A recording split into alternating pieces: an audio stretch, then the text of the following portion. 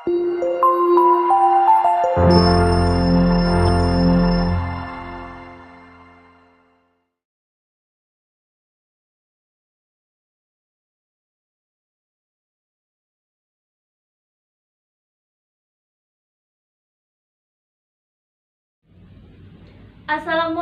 warahmatullahi wabarakatuh. Perkenalkan, kami dari kelompok 8 yang beranggotakan saya, Rinanda Wafik Aziza, NPM 30619561180. Yang kedua, Igede Buda Andika, NPM 30619566214. Dan yang ketiga, Mahmudin, NPM 30619566172. Kami dari kelas 46 atau 08 semester 4 Prodi Pendidikan Guru Sekolah Dasar. Di sini kami akan memenuhi tugas mata kuliah pembelajaran PKN SD 2 dosen pengampu Bapak Mariadi SPD. Baiklah, di sini kami akan memenuhi tugas video praktik mengajar dengan materi kelas 6 tema 7 kepemimpinan, subtema 2 pemimpin idolaku, pembelajaran 3 muatan terpadu bahasa Indonesia PPKN IPS. KD atau kompetensi dasar yang akan kita bahas yaitu muatan terpadu bahasa Indonesia KD 3.3 menggali isi teks pidato yang didengar dan dibaca. 4.4 menyampaikan pidato hasil karya pribadi dengan menggunakan kosakata baku dan kalimat efektif sebagai bentuk ungkapan diri. Muatan terpadu PPKN dengan KD 3.1 menganalisis penerapan nilai-nilai Pancasila dalam kehidupan sehari-hari. 4.1 menyajikan hasil analisis pelaksanaan nilai-nilai Pancasila dalam kehidupan sehari-hari. Muatan terpadu IPS dengan KD 3.3 menganalisis posisi dan peran Indonesia dalam kerjasama di bidang ekonomi, politik, sosial, budaya, teknologi, dan pendidikan dalam lingkup ASEAN. 4.3 menyajikan hasil analisis tentang posisi dan peran Indonesia dalam kerjasama di bidang ekonomi, politik, sosial, budaya, teknologi, dan pendidikan dalam lingkup ASEAN. Berikut video praktik mengajar kami. Selamat menyaksikan. Assalamualaikum warahmatullahi wabarakatuh. Halo anak-anak semuanya. Apa kabar semuanya? Tentunya pada sehat ya. Dan jangan lupa jaga kesehatannya. Semoga kita tetap dalam lindungan Allah Subhanahu wa Ta'ala. Amin, amin ya robbal alamin. Sebelum kita memulai pembelajaran hari ini, kita harus berdoa terlebih dahulu. Semoga kita tetap diberikan kelancaran pemahaman dan ilmu yang bermanfaat. Berdoa dimulai. Berdoa selesai. Hari ini kita akan belajar materi kelas 6 tema 7 kepemimpinan, subtema 2 pemimpin idolaku, pembelajaran ketiga dengan muatan terpadu bahasa Indonesia, PPKN dan IPS. Sebelumnya, Ibu ucapkan selamat untuk anak-anak yang sudah memasuki pembelajaran tema 7 kepemimpinan, subtema 2 pemimpin idolaku, pembelajaran ketiga dengan muatan terpadu bahasa Indonesia, PPKN dan IPS. Selanjutnya, Ibu berharap anak-anak semua belajar di rumah dengan rajin dan giat. Tetap terapkan protokol kesehatan. Ingat 3M. Apa itu 3M? Yaitu memakai masker, menjaga jarak aman, dan juga mencuci tangan agar kita tidak tertular COVID-19. Tujuan pembelajaran kita pada pertemuan kali ini adalah yang pertama, Melalui kegiatan mengamati dan berdiskusi, siswa mampu mengidentifikasi nilai-nilai persatuan dan kerakyatan dalam kehidupan dengan benar. Yang kedua, melalui kegiatan mengamati dan penugasan, siswa mampu menuliskan contoh-contoh penerapan nilai-nilai kerakyatan dengan benar. Yang ketiga, melalui kegiatan penugasan, siswa mampu mengidentifikasi peran Indonesia dalam bidang sosial di ASEAN dengan benar. Yang keempat, melalui kegiatan penugasan, siswa terampil membuat rancangan pidato. Baiklah, sekarang kita masuk pada fokus pembelajaran PPKN. Anak-anak, negara kita itu sangat luas, terbentang dari Sabang hingga ke Merauke. Bangsa Indonesia adalah bangsa yang majemuk karena terdiri atas berbagai macam suku, bahasa, agama, adat istiadat, serta kebiasaan-kebiasaan yang berbeda. Oleh karena itu, kita harus mempertahankan persatuan dan kesatuan. Bagaimana ya caranya mempertahankan persatuan dan kesatuan? Yuk disimak, Ibu akan membacakan sebuah cerita tentang kepemimpinan. Kepala sekolahku, pemimpin idolaku. Termenung Pak Weli memandang brosur di hadapannya.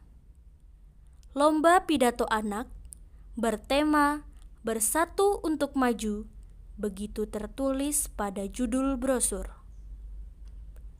Beliau berpikir keras. Ingin sekali ia mengirim Sudin untuk ikut lomba yang akan diselenggarakan di kota. Tetapi, dari mana dananya? Pak Weli, kepala sekolah dasar Cemara di pelosok Kabupaten Grobogan, Jawa Tengah. Beliau lahir di Labuha, Maluku Utara. Setelah lulus pendidikan guru, ia pergi merantau ke tanah Jawa untuk mempraktikkan ilmunya. Di sekolah ini, muridnya juga berasal dari berbagai daerah. Pak Weli senang melihat interaksi antara murid-muridnya. Mereka belajar dan bermain bersama tanpa mempersoalkan asal-usul. Semua unik, baik karakter maupun kecerdasannya. Salah satu murid Pak Weli bernama Sudin. Sudin adalah penduduk asli di desa itu. Ia suka membaca, percaya diri, dan komunikatif. Pak Weli ingin Sudin memperoleh pengalaman berharga melalui lomba pidato. Sambil berpikir cara memperoleh dana, Pak Weli mendaftarkan Sudin sebagai peserta lomba. Ia sendiri yang turun tangan melatih Sudin tiap usai sekolah. Semakin mendekati hari perlombaan, Pak Weli risau. Andai saja gajiku cukup untuk mendanai Sudin ke kota, pikirnya.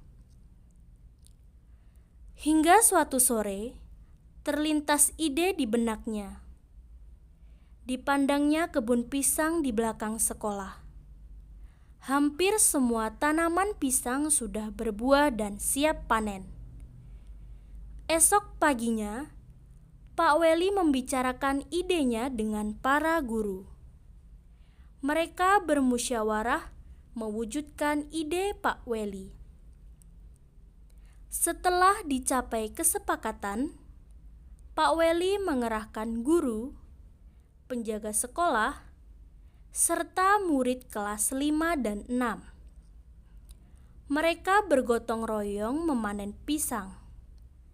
Kemudian, di hari Senin pagi, Pak Weli mengundang pejabat setempat untuk menghadiri pada upacara bendera. Bapak Bupati, Bapak Camat, Bapak Lurah, Kepala Dinas Pendidikan, serta Ketua RW dan Ketua RT dimintanya datang. Apa yang direncanakan Pak Weli? Rupanya Pak Weli ingin menyelenggarakan lelang pisang di sekolah. Murid kelas 5 dan 6 sudah dilatihnya untuk menjadi petugas lelang. Siapa calon pembelinya? Pembelinya adalah para bapak dan ibu pejabat daerah yang hari itu diundang datang ke sekolah. Sebelum lelang dimulai, Pak Weli menyampaikan bahwa uang yang diperoleh dari hasil lelang pada hari itu akan digunakan untuk mengirim Sudin mengikuti lomba pidato di kota. Para pejabat yang hadir merasa kagum dan terharu menyaksikan usaha Pak Weli, sang kepala sekolah dari Timur Negeri.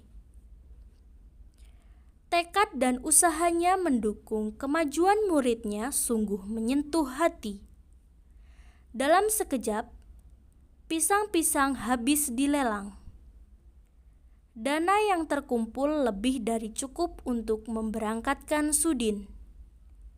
Semua orang bersatu padu membantu Pak Weli mewujudkan harapannya. Didampingi Pak Seto, guru kelasnya, Sudin pun berangkat ke kota. Tak terkira rasa bangga dan syukurnya Sudin. Tak ingin menyia-nyiakan kesempatan, dia berusaha tampil sebaik-baiknya.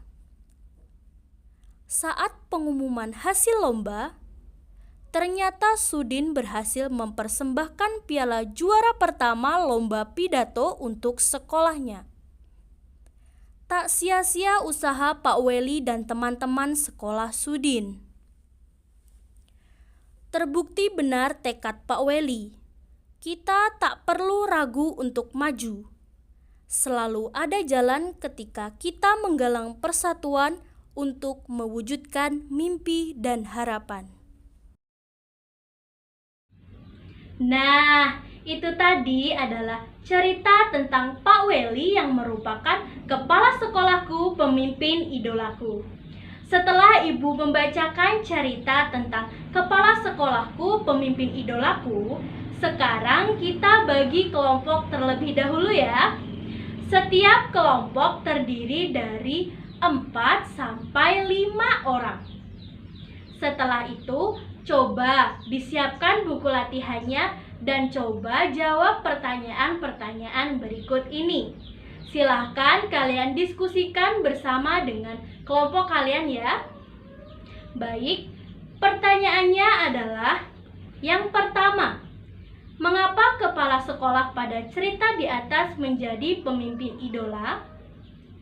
Yang kedua, apakah kepala sekolah pada cerita di atas sudah mengamalkan nilai-nilai persatuan? Coba dijelaskan. Yang ketiga, apakah kepala sekolah sudah menerapkan nilai-nilai kerakyatan? Coba dijelaskan. Yang keempat, apa alasan kepala sekolah membantu Sudin untuk mengikuti lomba pidato? Yang kelima, apa yang bisa kita teladani dari sosok kepala sekolah tersebut? Yang keenam, apakah yang menyebabkan Sudin akhirnya dapat pergi mengikuti kompetisi? Coba dijelaskan. Dan yang ketujuh, bagaimana menurutmu hubungan antara kepala sekolah dengan bupati, kepala dinas, dan pejabat daerah lainnya? Apa yang membuatmu menyimpulkan seperti itu? Silahkan dikerjakan ya anak-anak. Nah, bagaimana anak-anak? Sudah selesai menjawab pertanyaannya? Kalau sudah, sekarang kita bahas bersama-sama ya. Tolong diperhatikan. Baik, pertanyaan yang pertama. Mengapa kepala sekolah pada cerita di atas menjadi pemimpin idola? Jawabannya, Pak Weli menjadi pemimpin idola karena beliau memiliki sikap rela berkorban, pantang menyerah, peduli dengan siswa, dan mempersatukan seluruh warga sekolah. Pertanyaan yang kedua, apakah kepala sekolah pada cerita di atas sudah mengamalkan nilai-nilai persatuan? Coba dijelaskan. Jawabannya, pastinya sudah ya anak-anak. Pak Weli sudah mengamalkan nilai-nilai persatuan karena bersama-sama memanen pisang dan mengundang Bapak Bupati, Bapak Camat, Bapak Lurah, Kepala Dinas Pendidikan, serta Ketua RW dan Ketua RT untuk berperan dalam penggalangan dana melalui lelang pisang yang diadakannya. Pertanyaan yang ketiga, apakah kepala sekolah sudah menerapkan nilai-nilai kerakyatan? Coba dijelaskan. Jawabannya, Pak Weli sudah menerapkan nilai-nilai kerakyatan karena dalam mengambil keputusan untuk melaksanakan lelang hasil kebun sekolah melalui musyawarah dengan para guru. Pertanyaan yang keempat, apa alasan kepala sekolah membantu Sudin untuk mengikuti lomba pidato? Jawabannya, alasan Pak Weli membantu Sudin untuk mengikuti lomba pidato sebab ia ingin Sudin memperoleh pengalaman berharga melalui lomba pidato. Pertanyaan yang kelima, apa yang bisa kita teladani dari sosok kepala sekolah tersebut? Jawabannya, yang bisa kita teladani dari sosok kepala sekolah tersebut yaitu nilai-nilai persatuan dan kerakyatan yang dimilikinya sebagai seorang pemimpin. Pertanyaan yang keenam, apakah yang menyebabkan Sudin akhirnya dapat pergi mengikuti kompetisi? Coba dijelaskan. Jawabannya, yang menyebabkan Sudin akhirnya dapat pergi mengikuti kompetisi tersebut karena Sudin mendapatkan dana yang cukup untuk mengikuti kompetisi melalui perlelangan pisang yang dibeli oleh para bapak dan ibu pejabat yang diundang saat lelang pisang diadakan. Dan pertanyaan yang ketujuh, bagaimana menurutmu hubungan antara kepala sekolah dengan bupati, kepala dinas, dan pejabat daerah lainnya? Apa yang membuatmu menyimpulkan seperti itu? Jawabannya, mereka sudah memiliki hubungan antara kepala sekolah dengan bupati, kepala dinas, dan pejabat daerahnya dengan baik. Hal ini ditunjukkan dengan kedatangan mereka ke sekolah memenuhi undangan kepala sekolah dalam program lelang hasil kebun sekolah. Nah, itu tadi anak-anak pertanyaan yang sudah kita bahas bersama berdasarkan bacaan di atas. Selanjutnya, untuk kegiatan tugas belajar di rumah, silahkan kalian catat ya. Pertanyaannya, yang pertama, berdasarkan jawaban kalian tadi, coba buatlah tulisan mengenai Pak Weli. Yang kedua, coba tuliskan contoh perilaku yang merupakan wujud dari pengamalan nilai-nilai persatuan dan kesatuan yang telah kamu praktikkan di lingkungan rumahmu. Boleh loh kalian berdiskusi dengan orang tua kalian di rumah. Anak-anak tentunya masih ingat ya simbol-simbol dari Pancasila. Sila keempat Pancasila itu dilambangkan dengan kepala banteng. Baik, untuk kali ini Ibu akan menyebutkan nilai-nilai yang terkandung dalam sila keempat Pancasila, yaitu kerakyatan yang dipimpin oleh hikmat kebijaksanaan dalam permusyawaratan perwakilan. Apa saja ya nilai-nilai yang terkandung dalam sila keempat Pancasila? Nah, nilai-nilai yang terkandung dalam sila keempat Pancasila yaitu yang pertama, tidak memaksakan kehendak kepada orang lain. Yang kedua, mengutamakan musyawarah dalam mengambil keputusan untuk kepentingan bersama. Yang ketiga, musyawarah untuk mencapai mufakat diliputi oleh semangat kekeluargaan. Yang keempat, menghormati dan menjunjung tinggi setiap keputusan yang dicapai sebagai hasil musyawarah. Yang kelima, dengan itikat baik dan rasa tanggung jawab menerima dan melaksanakan hasil keputusan musyawarah. Yang keenam, di dalam musyawarah diutamakan kepentingan bersama di atas kepentingan pribadi atau golongan. Yang ketujuh, keputusan yang diambil harus dapat dipertanggungjawabkan secara moral kepada Tuhan Yang Maha Esa, menjunjung tinggi harkat dan martabat manusia, mengutamakan nilai-nilai kebersamaan dan keadilan, serta mengutamakan persatuan dan kesatuan demi kepentingan bersama. Nah, itu tadi nilai-nilai yang terkandung dalam sila keempat Pancasila yang telah Ibu jelaskan. Sebagai warga negara Indonesia yang sangat menjunjung tinggi nilai persatuan dan kesatuan, agar tercipta kehidupan yang rukun, aman, dan damai. Selanjutnya, silahkan anak-anak untuk buka buku latihannya. Lalu, kerjakanlah pertanyaan berikut ini. Baik, pertanyaannya adalah, tuliskanlah contoh-contoh penerapan nilai-nilai kerakyatan dalam kehidupanmu sehari-hari.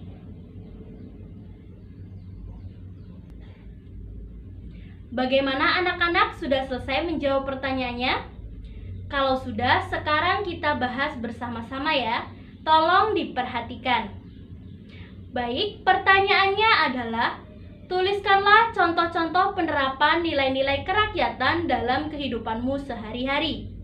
Jawabannya, penerapan nilai-nilai kerakyatan dalam kehidupan sehari-hari antara lain, yang pertama, tidak memaksakan kehendak kepada orang lain. Contohnya, ketika kita memiliki pendapat atau kehendak, kita tidak boleh memaksakan kepada orang lain. Yang kedua, mengutamakan musyawarah dalam mengambil keputusan untuk kepentingan bersama, baik di sekolah maupun di rumah. Contohnya, ketika memilih ketua kelas, kalian bisa bermusyawarah untuk memilih ketua kelas. Yang ketiga, menghormati dan menjunjung tinggi setiap keputusan yang dicapai sebagai hasil musyawarah. Contohnya, dalam musyawarah, pemilihan ketua kelas ternyata yang terpilih bukan yang kamu pilih. Maka dari itu, kamu harus tetap menghormati dan mau menerima keputusan yang ada. Dan yang keempat, melaksanakan hasil keputusan musyawarah dengan bertanggung jawab. Selanjutnya, kita masuk pada fokus pembelajaran IPS. Kira-kira bagaimana ya hubungan negara kita dengan negara-negara lainnya? Nah, anak-anak, tentu kita ingat, kita sudah mengikuti sebuah organisasi yang disebut dengan ASEAN. Bahkan, Indonesia adalah salah satu dari pendiri ASEAN. Pertanyaan, bersama kelompokmu, carilah buku-buku referensi di perpustakaan sekolahmu. Lalu carilah informasi mengenai peranan Indonesia di ASEAN dalam berbagai bidang berikut. Yang pertama, pendidikan. Yang kedua, pangan. Yang ketiga, sosial. Yang keempat, kesehatan. Dan kelima, pariwisata. Beri contoh mengenai peranan Indonesia di ASEAN dalam berbagai bidang sebagai berikut. Peran Indonesia di ASEAN dalam berbagai bidang. Yang pertama, bidang pendidikan. Peran Indonesia dalam bidang pendidikan adalah sebagai berikut. 1. Mengembangkan podcast pendidikan vokasi SMK di Indonesia. 2. Berperan dalam ASEAN University Network. Yang kedua, bidang pangan. Peran Indonesia dalam bidang pangan adalah sebagai berikut. Yang pertama, Indonesia mendukung ketahanan pangan di ASEAN. 2. Indonesia mendukung keamanan pangan di ASEAN. Yang ketiga, bidang sosial. Peran Indonesia dalam bidang sosial adalah sebagai berikut. 1. Menyepakati pembentukan ASEAN Ministerial Meeting on Women. 2. Menjalin kerjasama kepemudaan dengan mengangkat temu karya pemuda ASEAN. Yang keempat, bidang kesehatan. Peran Indonesia dalam bidang kesehatan adalah sebagai berikut. 1. Menciptakan masyarakat sehat ASEAN tahun 2025. 2. Bekerja sama menanggulangi ancaman penyakit menular seperti virus Zika, MERS, dan COVID. Yang kelima, pariwisata. Peran Indonesia dalam bidang pariwisata adalah sebagai berikut. 1. Ikut membina tim komunikasi krisis pariwisata ASEAN. 2. Ikut mengintensifkan kolaborasi organisasi pariwisata nasional ASEAN. Selanjutnya, kita memasuki pada fokus pembelajaran bahasa Indonesia. Setelah anak-anak semua mencari contoh lain mengenai peran Indonesia dalam ASEAN, sekarang ayo kita ingat kembali pada cerita yang awal tadi. Ada kepala sekolah yang membantu Sudin mengikuti lomba berpidato. Nah, sekarang Bapak mau bertanya, siapa yang tahu apa saja rancangan dalam pembuatan pidato? Ya, betul sekali. Rancangan pidato harus membuat hal-hal pokok sebagai berikut. 1. Salam pembuka, yaitu berisi kalimat sapaan atau selamat pagi, selamat siang, selamat malam, dan lain-lain. Yang kedua, pendahuluan, yaitu memaparkan topik permasalahan yang akan dibahas. Yang ketiga, inti, yaitu berisi pembahasan topik secara lengkap. Kalimat ajakan atau bujukan digunakan untuk mengajak pendengar melakukan kegiatan yang diharapkan. Yang keempat, penutup, yaitu penyampaian rangkuman atau intisari topik yang telah disampaikan. Yang kelima, salam penutup, berisi kalimat salam penutup seperti terima kasih. Setelah mengetahui rancangan membuat pidato, Bapak harap anak-anak di rumah untuk segera belajar membuat pidato. Tugas di rumah, buatlah rancangan pidato singkat dengan tema gemar membaca. Nah, semua yang kita pelajari tadi adalah pembahasan yang kita pelajari hari ini. Coba kita ingat, apa saja ya? Nah, yang pertama, kita telah membahas nilai-nilai persatuan dan kerakyatan dalam kehidupan. Yang kedua, kita telah membahas tentang penerapan nilai-nilai kerakyatan dalam lingkungan. Yang ketiga, kita telah membahas tentang peran Indonesia dalam berbagai bidang di ASEAN. Yang keempat, kita telah belajar tentang membuat rancangan pidato. Demikianlah pembelajaran kita pada hari ini. Ibu berharap semoga ilmu yang telah kita pelajari dapat bermanfaat dan Ibu berharap anak-anak bisa menyerap ilmu dengan sangat baik. Ingat, tetap terapkan protokol kesehatan. Kita pasti bisa. Ibu cukupkan sampai di sini. Wassalamualaikum warahmatullahi wabarakatuh.